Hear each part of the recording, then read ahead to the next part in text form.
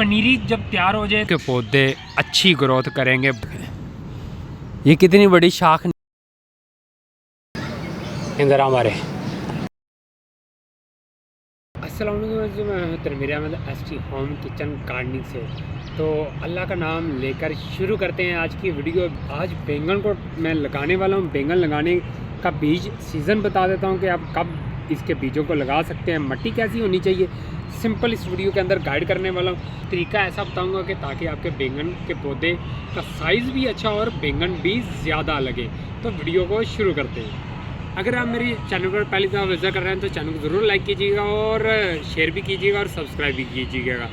तो time waste किए बिना मैं सबसे पहले आपको बता दूं कि इसके बीजों को आप मई के अंदर भी लगा सकते हैं और जून के अंदर भी इसके बीजों को लगा सकते हैं। लेकिन इसके बीज लगाएंगे उस जगह पे जहाँ पे कोई पौधों की छाँव वगैरह है, उस छाँव के पीछे छोटे फ्लावर पॉट के अंदर रख के इसकी पनीरी तैयार कर लें। पहले पनीरी जब तैयार हो जाए तो फिर इस तरह के बड़ी सी जगह पे आप इनको ट्रांसप्लांट कर सकते हैं। यहाँ कम से कम एक 20 इंच का आपके पास प्लास्टिक बाल्टी होनी चाहिए जिसके अंदर बैंगन का एक पौधा लगेगा। जैसे कि ये लेमन का पौधा लगा हुआ है, साथ ही ये 20 इंच की बाल्टी के अंदर लगा हुआ है। तो इस तरह आप भी इसको लगा सकते हैं। पनीरी जब तैयार हो जाए तो आपने फिर इनको ट्रांसप्लांट करना होता है। तो ट्रांसप्लांट करने के लिए मैं एक ये टैंकी ली है जिसके अंदर मैंने मिट्टी डाली हुई है और इसके अंदर मैं ये कितने पौधे 4 पौधे इस टैंकी के अंदर लगाऊंगा। एक पौधे से दूसरे पौधे का फासला 2 फुट के करीब रखूंगा ताकि पौधे की ग्रोथ अच्छी हो सके। लेकिन एक पौधे को मैं यहाँ पे लगा दूंगा।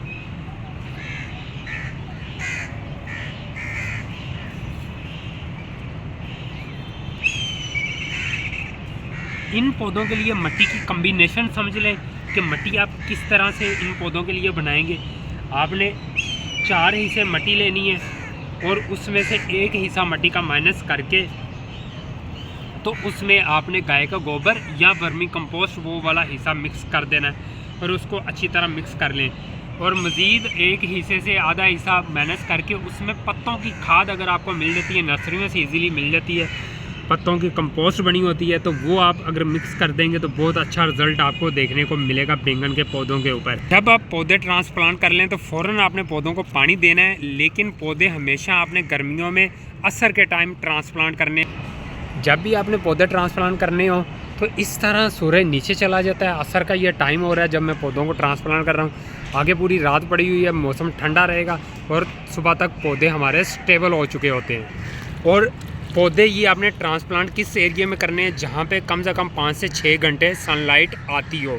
अगर आपके एरिया में जैसे कराची में गर्मी ज़्यादा होती है तो आप ग्रीन कपड़ा लाजमी इस्तेमाल कीजिएगा और ग्रीन कपड़ा इस्तेमाल करके उसके नीचे आप अपने बैंगन के पौधों को लगाइएगा ताकि आपको अच्छा रिज़ल्ट मिल सके। खादों का मैं आपको तरीक़ाकार बता देता हूँ कि खाद आपने हर 5-6 दिन बाद लिक्विड खाद इस्तेमाल करनी है, चाहे गाय का गोबर, चाहे वर्मी कंपोस्ट, चाहे पत्तों वाली खाद को पानी के अंदर आपने 24 घंटे कम से कम भिगो के रखना है। उसके बाद वो वाला पानी आपने अपने पौधों को इस्तेमाल करना होता है। तो हर 5-6 दिन बाद आपने लाजमी लिक्विड खाद इस्तेमाल करनी है ताकि आपके पौधे जल्दी से बूस्टअप होते जाएं और जल्दी से फ्लावरिंग के ऊपर आ जाएं।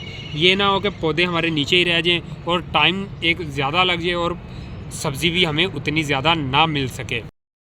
ज़्यादा गर्मी होने के बावजूद आपके पौधे अच्छी ग्रोथ करेंगे, बहुत अच्छे तरीके से बड़े होंगे। आज की इसी वीडियो के अंदर बहुत सिंपल सा एक ट्रिक आपको बताने वाला हूँ। ये ट्रिक अगर आप इस्तेमाल करते हैं तो इंशाल्लाह आपके पौधों को 4 चांद लग जाएंगे। इस ट्रिक की थोड़ी सी तफसील सुन लीजिएगा। अभी ये देखें, ये जो मैंने बैंगन के पौधे लगाए हुए हैं इसके ऊपर मैंने एक वीडियो पहले अपलोड की हुई थी जिसमें मैंने बताया था कि कौन सी खाद ऑर्गेनिक डालेंगे जिससे रुके हुए पौधे हमारे बड़े होना शुरू हो जाते हैं। खाद डालने का क्या फ़ायदा हुआ, ये देखें, फ्लावरिंग देखें इसके ऊपर। एक ये फ्लावर है, एक इसके अंदर फ्लावर है और छोटी छोटी कलियां भी इसकी मज़ीद बन रही हैं। इसी तरह उस पौधे के साथ भी है, ये देखें, ये वाला पौधा है। लेकिन इसके साथ एक देखें फ्लावर ड्राई हो गया, ये वाला। हाँ, इन पत्तों के ऊपर मिट्टी क्यों लगी हुई है इसका भी आपको मैं साइंस समझाता हूँ। उसमें हमने इसको ऑर्गेनिक खाद डाली थी जिसकी वजह से मेरे पौधों की ग्रोथ बड़ी हुई है, लेकिन जितनी बड़ी होनी चाहिए थी उतनी बड़ी नहीं हुई। इस वजह से मैं ज़रा आ गया टेंशन में। तो मैंने कहा कि दूसरा ट्रिक इसको इस्तेमाल करना चाहिए ताकि पौधे बहुत अच्छी ग्रोथ कर सकें फुल गर्मी के अंदर। ये अच्छी ग्रोथ क्यों नहीं हुई खाद के बावजूद? ये ना समझिए कि ग्रोथ नहीं हुई, ग्रोथ बहुत अच्छी हुई है मेरी खाद डालने से, लेकिन मेरे हिसाब से जितनी होनी चाहिए थी ना उतनी नहीं हुई, क्योंकि गर्मी बहुत ज़्यादा है। इतनी हीट हिद्दत होगी गर्मी की, तो जिससे आपके पौधे थोड़े से ना स्लो बड़े होंगे। गर्मी बहुत ज़्यादा होती है, तो उससे बचने के लिए यही तो ट्रिक आपके साथ शेयर करने वाला हूँ। आज की ट्रिक है जो हमारी, ये पूरी क्यारी देख लें। इस क्यारी के अंदर मैं वो ट्रिक इस्तेमाल करके दिखाता हूँ आपको। पहले तो खाद हमने कौन सी इस्तेमाल की थी मैं इस वीडियो के अंदर भी आपको बता देता हूँ। अगर आपने वो वीडियो देखनी हो तो ज़रूर देख लीजिएगा। खाद मैंने इस्तेमाल की थी, उसके अंदर वर्मी कंपोस्ट को पानी के अंदर 24 घंटे के लिए भिगो के रखा था, तो वो वाला पानी मैंने इस मट्टी को दे दिया था। बाकी अगर पूरी तफसील से देखना चाहते हैं तो उसका लिंक मैं इस वीडियो के एंड पर डाल दूँगा। अच्छा जी, वो तरीका क्या है? वो तरीका है मल्चिंग करना। मल्चिंग क्या होती है कि आप पत्ते या प्लास्टिक पेपर वगैरह आप मट्टी के ऊपर दे देते हैं, मतलब पौधा जहाँ है उसके नीचे नीचे आप ये सब कुछ डाल देते हैं। वो मल्चिंग इस वजह से करते हैं ताकि नमी बरकरार रहे मट्टी के अंदर।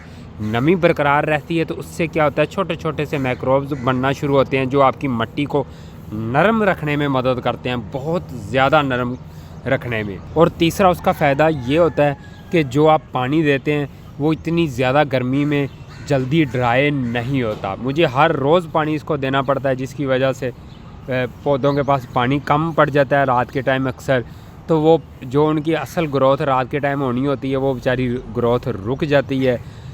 पूरा दिन धूप की वो लेते हैं, अपनी एनर्जी बनाते हैं, फिर रात को आस्ते से पौधे बड़ा होना शुरू कर देते हैं। जो मैंने कहा था कि ये पत्तों के साथ मट्टी क्यों लगी हुई है, ये मट्टी की ये कहानी है कि ये मट्टी लगने से ना बहुत सारे कीड़े आपके पौधों को नहीं लगते। ये एक ऑर्गेनिक नेचुरल तरीका है। मट्टी भी आप डाल सकते हैं, बारीक मट्टी पकड़ के आप यूँ छिड़काव कर सकते हैं पौधों के ऊपर। इसके अलावा ज़्यादा बेहतर जिसका छिड़काव होता है वो होता है लकड़ियों की राख या कोलों की राख। आपने पत्तों की राख बना लेनी है, उस राख की आपने ऊपर छटा लगा देना है, नीचे पत्तों के भी लगा देना है। उससे बहुत ज़्यादा फ़ायदा आपके पौधों को मिलता है। बहुत सारे ऐसे इंसेक्ट हैं जो आपके पौधों के ऊपर बैठना पसंद नहीं करेंगे उसकी वजह से। तो जब आपने छिड़काव कर लिया तो हर तीसरे दिन बाद फिर उस पौधे के ऊपर से शावर दे के अच्छी तरह उस पूरे छिड़काव को साफ़ कर देना है, फिर आपका पौधा तरोताज़ा हो जाएगा। ये तो मल्चिंग करते हैं अभी।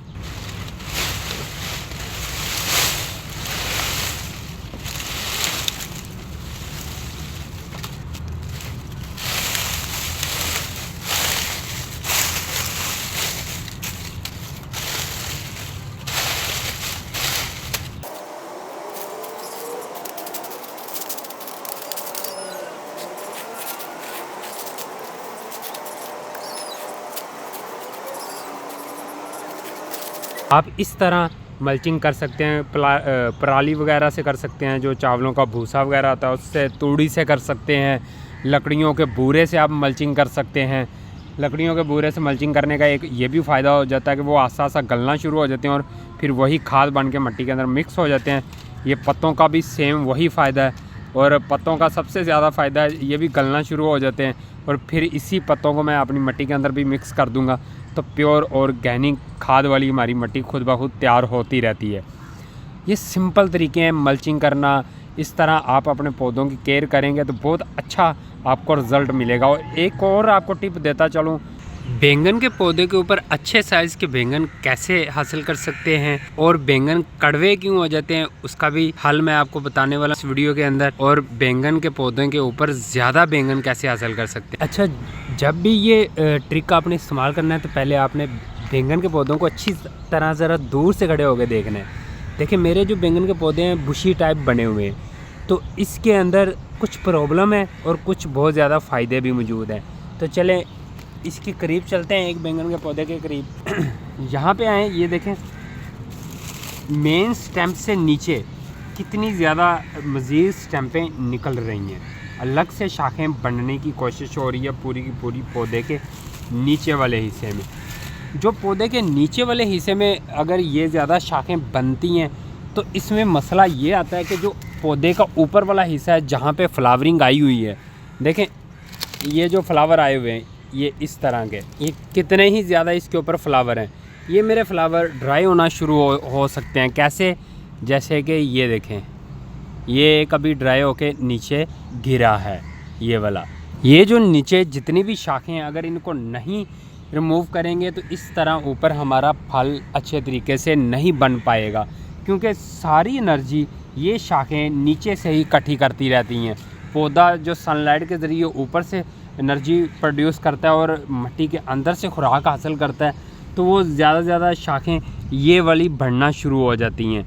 तो हमें खुशी होती है कि यार पौधा हमारा बुशी टाइप हो रहा है, लेकिन ये पौधे के लिए नुकसानदेह होता है। ये पौधे के लिए एक तरीके से फ़ायदेमंद हो सकता है, ताकि मैं तमाम दोस्तों की ज़रा कन्फ्यूज़न दूर कर दूं कि जो बड़ी ज़मीनों के अंदर पौधे लगे होते हैं वो तो नहीं तोड़ते। मैं वही आपको बताने वाला हूँ। अगर आप प्रॉपर तरीके से केमिकल खाद इस्तेमाल करते रहेंगे तो फिर आपको ये तोड़ने की ज़रूरत नहीं है, क्योंकि खुराक ओवर होती है, काफ़ी ज़्यादा होती है, जिसकी वजह से पूरे पौधे को खुराक बहुत ज़्यादा मिल रही होती है। और इसके अदर एंड देखा जाए तो हम घर में गार्डनिंग करते हैं, ऑर्गेनिक गार्डनिंग होती है, तो ऑर्गेनिक मैटर इतना ज़्यादा नहीं होता कि एक पौधे की इतनी ज़्यादा बड़े पौधे की रिक्वायरमेंट को पूरा कर सके। तो उसके लिए फिर पूरा ना तरतीब बनानी पड़ती है, बार बार खादें डालना पड़ती हैं ताकि पूरा पौधे की ग्रोथ अच्छी हो सके। हम उससे बचने के लिए ऑर्गेनिक जो तरीका इस्तेमाल करते हैं, पूरी दुनिया में ये तरीकाकार इस्तेमाल होता है, मैं कोई नोखा नहीं हूँ ये जो तरीका इस्तेमाल करने वाला हूँ। तो इसमें तरीका ये है कि ये जितनी भी आपको नीचे ब्रांचेस दिखाई दे रही हैं, ये इन सब को मैं रिमूव कर दूँगा। ये देखें बहुत इजी तरीके से ये रिमूव हो जाती हैं। ये देखें, ये कितनी बड़ी शाख नीचे बन चुकी थी। अब ये भी मैंने काफ़ी ज़्यादा शाखें छोटी मोटी सारी की सारी यहाँ से निकाल दी हैं। अब फ़ायदा क्या होगा, मुझे इस पत्ते को मैं ज़रा निकाल दूँ, तोड़ ही दूँ। पत्ते तोड़ने का भी मैं आपको फ़ायदा बता देता हूँ। ये देखें, ये जितनी भी यहाँ से ये ब्रांचेस निकल रही हैं, ये सारी की सारी मैं यहाँ से निकाल दूँगा। ये देखें, अच्छे तरीके से निकालूँगा ताकि मेरा जो पौधा है नीचे से क्लियर हो जाए। अब क्या होगा कि जो एनर्जी है वो पौधे के ऊपर वाले हिस्से को मिलेगी, ना कि नीचे वाले हिस्से को, और इसकी जो नीचे वाली स्टैम्प है ये भी मजबूत हो जाएगी। अब क्या करना है कि मिट्टी के करीब जो पत्ते लगे हुए हैं, ये देखें मेन स्टैम्प के जो बिल्कुल शुरू में पत्ते लग जाते हैं, ये नीचे लग रहे हैं, इससे फंगस बहुत जल्दी पौधे के ऊपर एक्टिव हो जाता है। तो इसको मिट्टी से लगने से बचाने के लिए हम क्या कर सकते हैं कि इन पत्तों की ट्रिमिंग कर सकते हैं। इनको बोलते हैं ट्रिमिंग करना। तो ये क्या होगा कि ये जो अज़ाफ़ी पौधे के पत्ते हैं जो बर्डन डाल रहे हैं, इन पत्तों का पौधे के ऊपर कोई फ़ायदा नहीं है अभी, तो ये सिर्फ अज़ाफ़ी एनर्जी लेकर ज़िंदा बचे हुए हैं। तो इसकी एनर्जी को बचाने के लिए मैंने पत्तों की ट्रिमिंग कर दी। अब देखें नीचे से स्टेम भी क्लियर हो चुकी है मेरी, और अब पूरी एनर्जी मेरे पौधे के ऊपर वाले हिस्से में आएगी। जैसे ये अभी मैंने क्लियर कर दी है, अब मुझे बहुत ज़्यादा फ़ायदा पूरे पौधे के ऊपर देखने को मिलेगा। बैंगन भी ज़्यादा मिलेंगे, जो फ्लावर मेरे फजूल में ड्राई होकर बेचारे नीचे गिर रहे थे एनर्जी की कमी की वजह से, वो भी अब नीचे नहीं गिरेंगे, उनके ऊपर बैंगन बनना शुरू हो जाएंगे। अब बहुत ज़्यादा दोस्तों को ये होगा कि यार हम खुराक डालें, कौन सी खुराक डालें जिससे बैंगन का साइज़ भी अच्छा बने। इसके ऊपर मैंने पहले भी वीडियो बनाई थी, दोबारा मैं आपको बता देता हूँ। आपने वर्मी कंपोस्ट है अगर आपके पास तो वेल एंड गुड, अगर नहीं है तो गाय का गोबर आप ले सकते हैं। पुराना गाय का गोबर आप लेंगे जितना, तो वो उतना ही ज़्यादा आपके पौधों को फ़ायदा देगा। अगर आपके पास गाय का गोबर भी नहीं है, तो अगर ये चीज़ें भी नहीं है ना, तो सिंपल बनाना ले लें, केले खाएं, खुद सेहत बनाएं, और जो उसके छिलके हैं उनकी आप खाद बना लें। बहुत ज़्यादा दोस्तों को पता होगा उसकी खाद किस तरीके से बनती है।